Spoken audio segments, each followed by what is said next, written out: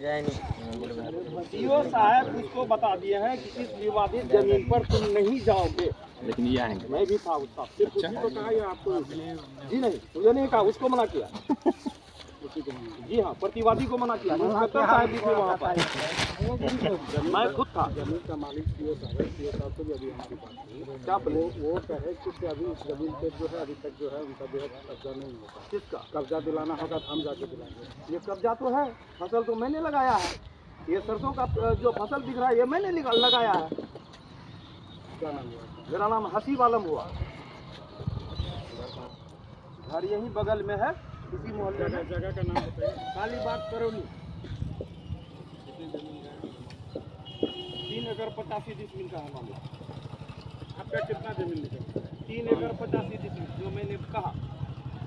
जी हाँ, 3 जगह judgement final है वो। अगर देखिएगा तो मैं पेपर आपको सुपुर्द करूंगा एक कॉपी। और सीओ साहब भी देख चुके हैं सारे डॉक्यूमेंट। हाई कोर्ट में भी इसका रिजेक्ट हो गया है।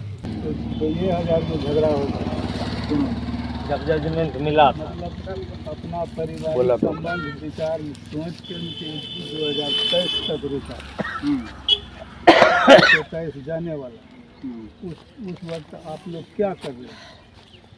10 कट्ठा जमीन मांग रहा है, अपने में निपटारा कर आपस में निपटारा नहीं किया निपटारा। नहीं, देखो बात दादा नहीं करो अखनी। बाप दादा नहीं, बहुत हुआ। 100 एकड़ जमीन बाप दादा सुने हैं, अब नहीं सुनूंगा। चाहे कोई रहे, बाप दादा नहीं सुनूंगा।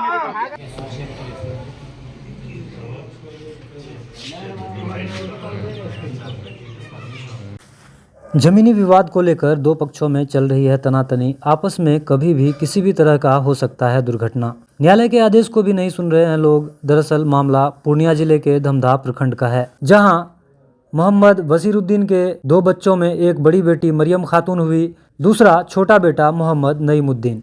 दोनों भाई बहन के बीच जो जायदाद का बंटवारा हुआ उसको लेकर अब तक विवाद चलता आ रहा है। बेगम मरियम खातून का बड़ा बेटा मोहम्मद हसीब आलम का कहना है कि उनके नाना के द्वारा जो उनके मां को ज़मीन दिया गया था उसमें से 20 बीघा ज़मीन उनकी मां ने खरीदी थी, जिनका सारा कागजात इनके पास मौजूद है।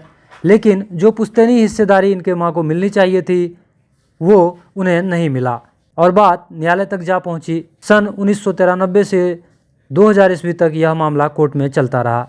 अंततः न्यायालय का फैसला आया और कमिश्नर बहाल कर बेगम मरियम खातून के हिस्से की ज़मीन उनके बेटे हसीब आलम को सौंप दिया गया, जिसको हसीब आलम के ममेरे भाई जावेद आलम के द्वारा नहीं माना जा रहा है। वहीं मोहम्मद नईमुद्दीन का बड़ा बेटा जावेद आलम का कहना है कि जब से हम लोग होश संभाले हैं हम ही इस ज़मीन को जोतते आ रहे हैं, लेकिन मेरे फुफेरे भाई हसीब आलम जबरन इस ज़मीन को अपने कब्जे में कर लिया है। लेकिन हसीब आलम साफ कहते हैं कि हमने कानून का सहारा लिया, न्यायालय का दरवाज़ा खटखटाया, तब जाकर मेरी माँ के हिस्से का ज़मीन मुझे न्यायालय के द्वारा मिला है। 1994 में आइए जानते हैं पूरा मामला क्या है। पोती ने दादा के नाम के जमीन पर शेयर के लिए 1994 में ही इन्होंने फर्जी तरीके से सारा जमीन अपने नामे ट्रांसफ़र करवा लिया। टाइटल सूट चला। सन 2000 में टाइटल सूट का फाइनल डिग्री मेरे पास आया। 21 साल से इन लोगों को समझाते रहे कि भाई आपस में कर लो, आपस में नहीं समझा। तब हम तख्ताबंदी के लिए सब जज 1 पूर्णिया में लगाए। उसके बाद कमिश्नर बहाल हुआ। कमिश्नर बहाल होने के बाद बाय फरकेट कमिश्नर यहाँ प्लॉट पे आके सारा ज़मीन देख रहे हैं ना, पिलर खुट्टा गला करके हमको बेरा दिए। इधर भी पिलर और पूरे में पिलर और बोले कि उनको भी, प्रतिवादी को भी और वादी को भी, कि न तुम उसको डिस्टर्ब करो न ये इसको डिस्टर्ब करेगा। ठीक है। उसके बाद मैंने इस पर ये सरसों का फसल लगाया है। ये 4 गाड़ी से हरवे हथियार के साथ आकर के भिड़ गया जोतने के लिए। मैंने प्रशासन को कॉल किया, प्रशासन आए, गाड़ी खींच के ले गया है। मामला यही मेरे पास। अभी तक कोर्ट आपको जमीन सुपुर्द किया है क्या? बिल्कुल देखते हैं ना पिलर पुट्टा कमिश्नर साहब गलाए, हम लोग थोड़ा ना गलाए हैं। पिलर वगैरह वही करवा जी सर। बिल्कुल।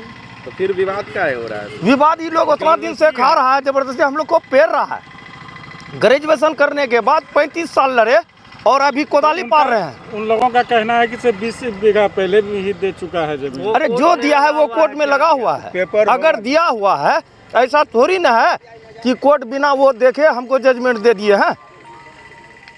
ये जो शेयर है यानी आप लोगों का है क्या? मैं जो वादी है उसका लड़का हूँ मैं।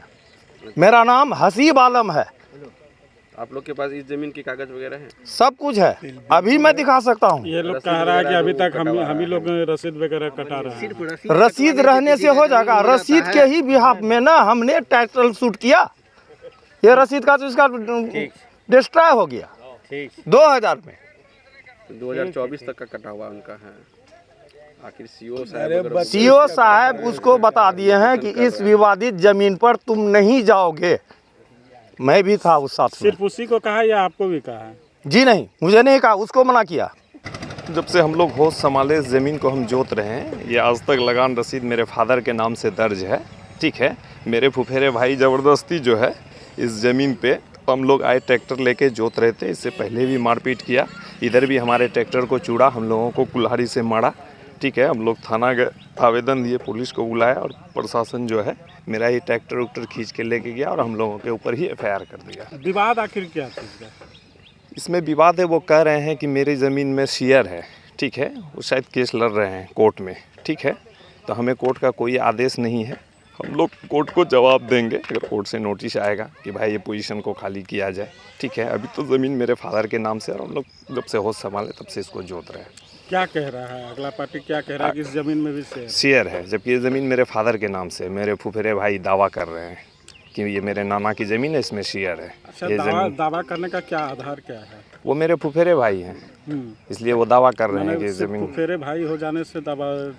हाँ, कि मेरी माँ का शेयर है इसमें, मेरे नाना की ज़मीन है। तो मेरा ये कहना है कि आप कोर्ट से आ जाओ, अगर कोर्ट आपको ज़मीन दिला रहा है तो हम छोड़ देंगे। नाना जी शेयर बांटे थे क्या? हाँ, नाना जी 20 एकड़ ऑलरेडी उनको दे चुके थे, मेरे फूफी को। ये सारे गांव को पता है कि 20 एकड़ ज़मीन मेरे नाना जी ऑलरेडी मेरी फूफी को दे चुके हैं। 20 एकड़ ज़मीन मेरे फादर के नाम से। ये कह रहे नहीं, मेरा और निकलेगा। और निकलेगा? और निकलेगा। वो कहता है 4 एकड़ मेरा और निकलेगा। 4 एकड़ और निकलेगा। उनके पास कुछ यानी ऐसा कुछ एविडेंस वगैरह है उसके पास क्या?